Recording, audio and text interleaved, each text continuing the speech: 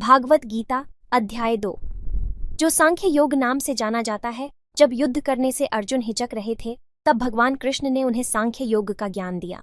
उन्होंने बताया, हमारा शरीर नश्वर है, यह एक पानी के बुलबुले जैसे है, लेकिन हमारे अंदर एक निरंतर चमकती आत्मा है।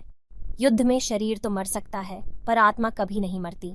दूसरी बात कही कि प्रत्येक व्यक्ति के अंदर 3 गुण खेलते हैं, सत्व, रज और तम। हमें तम और रज को कम कर सत्व को बढ़ाना चाहिए। तीसरी बात इन्होंने बताई कि सभी व्यक्तियों का कोई ना कोई काम है जिसे उसे ईमानदारी से करना चाहिए, लेकिन कर्म करते समय उसके फल की चिंता नहीं करनी चाहिए। चौथी बात बताई कि हर व्यक्ति का एक कर्तव्य होता है।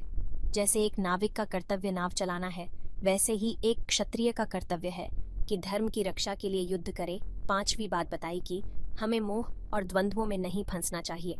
सुख दुख, जीत हार, प्रेम विरह जैसे द्वंद्वों में उलझकर नहीं रहना चाहिए।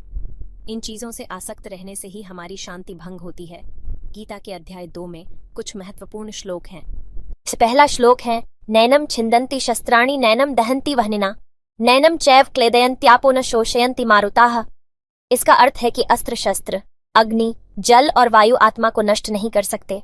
दूसरा श्लोक है, कर्मण्येवाधिकारस्ते मा फलेषु कदाचन माँ कर्म फल हेतुर्भुर्मा ते संगोस्त्व कर्मणि। इसका अर्थ है कि तुम्हारा काम सिर्फ कर्म करने का है, फल का नहीं। न कर्म फल के पीछे भागो, कर्म करते ही रहो। तीसरी श्लोक है, त्रिविधम नरकस्येदम द्वारं नाशयति आत्मनो काम क्रोधस्तथा लोभ तस्मादितत्रयं त्यक्त्वा।